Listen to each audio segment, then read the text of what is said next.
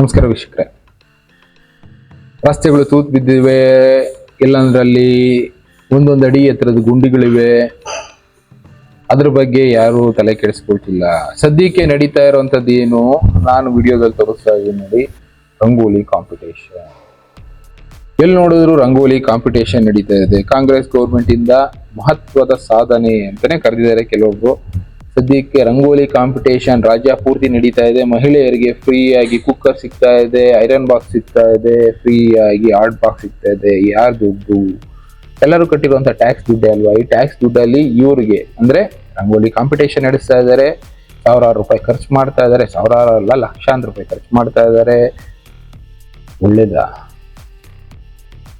ಯೋಚನೆ ಮಾಡಿ. ಏಕೆ ಅಂದ್ರೆ ನಮ್ ಟ್ಯಾಕ್ಸ್ ದುಡ್ಡೇ. ಅದರಲ್ಲಿ ಕೆಲವೊಬ್ರು ರಂಗೋಲಿ ಬರೆದವರು ಹೇಳುವಂತದ್ದಿದೆ, ರಾಜ್ ಕಾಲುವೆ ಸೇತುವೆ ಕಾಣದ ಬಡಾವಣೆ, ನಮ್ಮ ರಾಜ್ ಕಾಲುವೆ ಕಿತ್ತೋಗಿದೆ, ನಮ್ಗೆ ನೀವು ಕೊಡೋ ಬಹುಮಾನ ಬೇಡ, ನಮ್ಮ ರಸ್ತೆಗೆ ಡಾಂಬರ್ ಬೇಕು, ಅಂದ್ರೆ ರಸ್ತೆ ಟಾರ್ ಹಾಕ್ಸಿ ಸಾಕು, ಬಹುಮಾನ ಕೊಟ್ಬಿಡಿ. ರಂಗೋಲಿ ಕಾಂಪಿಟೇಷನ್ ನಡೆಸಿರೋ ಕಡೆ ಬರೀತಾ ಇರೋದು, ನಮ್ಮ ರೋಡಿಗೆ ಡಾಂಬರ್ ಹಾಕ್ಸಿ. ಎಲ್ಲರೂ ಕೇಳ್ತಾ ಇರೋದು ಅದೇ. ಆದ್ರೆ ಇಲ್ಲಿ ಮಾಡ್ತಾ ಇರೋದೇನು, ಮುಂದೊಂದು ಏರಿಯಾದಲ್ಲೂ ರಂಗೋಲಿ ಕಾಂಪಿಟೇಷನ್. ಗೆದ್ದವ್ರಿಗೆ ಫ್ರೀ ಆಗಿ pressure cooker, iron box, hot box.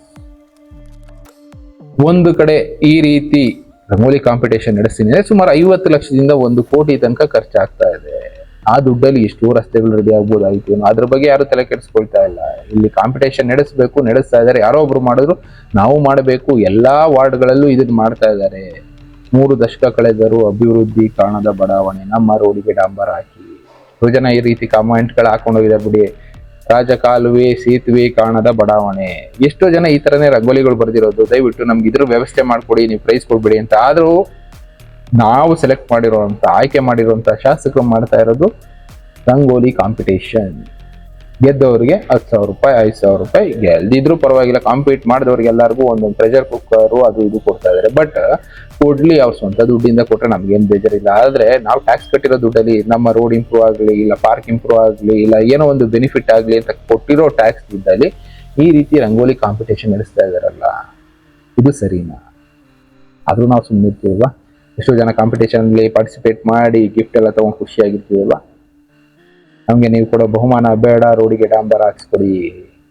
ಅದನ್ನೇ ಹೇಳಿದ್ದು. ಕೆಲವೊಬ್ರು ಮಾತ್ರ ಈ ತರ ರಂಗೋಲಿ ಬರ್ದು ರೋಡ್ ಟಾರ್ ಹಾಕ್ಸ್ಕೊಡಿ, ಬೇರೆದ್ ಮಾಡಿಸ್ಕೊಡಿ ಅಂತ ಕೇಳ್ತಾರೆ. ಕೆಲವೊಬ್ರು ಗಿಫ್ಟ್ ಕೊಟ್ಟಿದ್ದೇನೆ ಈಸ್ಕೊಂಡು ಸುಮ್ಮನಾಗ್ತಾ ಇದ್ದಾರೆ. ಮೂಲಭೂತ ಸೌಕರ್ಯ ಕಲ್ಪಿಸಿ. ಇದ್ರ ಬಗ್ಗೆ ಯೋಚನೆ ಮಾಡ್ತಾ ಇಲ್ಲ ಶಾಸಕರು. ಅವ್ರು ಯೋಚನೆ ಮಾಡ್ತಾ ಇರೋದೇನು, ಆ ವಾರ್ಡ್ ಅಲ್ಲಿ ಮಾಡಿದ್ರು, ನಾನು ಈ ವಾರ್ಡ್ ಅಲ್ಲಿ ನಡೆಸ್ತೀನಿ. ಪ್ರೆಸ್ಟೀಜ್ ಮ್ಯಾಟರ್ಸ್ಗೆ ಖರ್ಚಾಗ್ತಾ ಇರೋ ದುಡ್ಡು ನಮ್ದು. ಕೇಳ್ಬೇಕಾ ಬೇಡವಾ?